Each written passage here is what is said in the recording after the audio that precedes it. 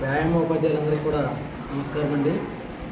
నేను ఇప్పుడు తెలియజేసే విషయం మీ అందరికీ తెలిసిందే. అది మనలో ఉన్నటువంటి బాధే. మనం ఎన్నో రోజులుగా ఈ డిఎస్సి కోసం అనేది ఎదురు చూడటం అనేది జరుగుతుంది. ఇప్పుడు ఆ డిఎస్సి అని పడుగాపులు కాస్తున్నాం.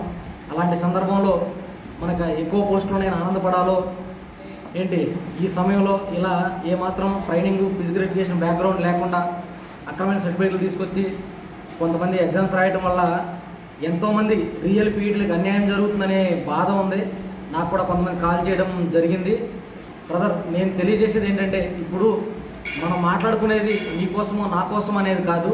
ఎంతోమంది రియల్ పీఈటీల కోసమో లేదా స్కూల్లో ఎంతోమంది మెడలు సాధించాలని ఒక ఆశతో ఉన్నటువంటి విద్యార్థుల కోసమో నేను చెప్తున్నాను.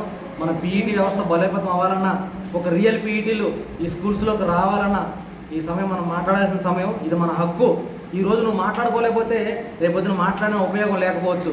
ఎందుకంటే గతంలోనే మన ఎడ్యుకేషన్ మినిస్టర్ గారు నారా లోకేష్ గారు చెప్పారు, ఎవరైతే 2 సంవత్సరాలు పూర్తిగా ట్రైనింగ్ చేస్తారో అలాంటి వాళ్ళకి మాత్రమే ఎలిజిబిలిటీ ఉందని తెలియజేస్తారు. ఆ విషయాన్ని దృష్టిలో పెట్టుకుని మరలా సార్ని కలవటము, మన బాధను వివరిస్తే మనందరికీ మంచి జరుగుతుంది.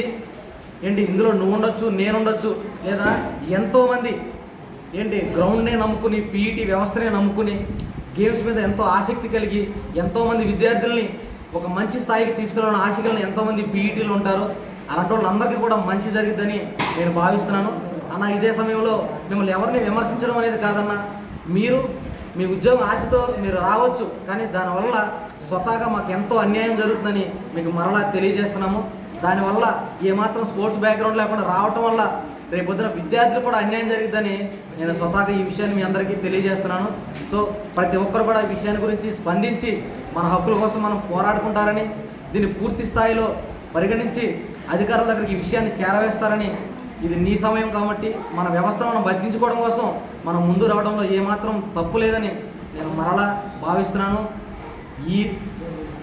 ఈ ఒక ప్రతి మాటని కూడా ప్రతి ఒక్కరు ఆలోచించి ఇది మన సమయం అనేది దృష్టిలో పెట్టుకుని మన పీఈటీ వ్యవస్థను బ్రతికిస్తారని నేను కోరుకుంటూ సెలవు తీసుకుంటున్నాను. Thank you all of you.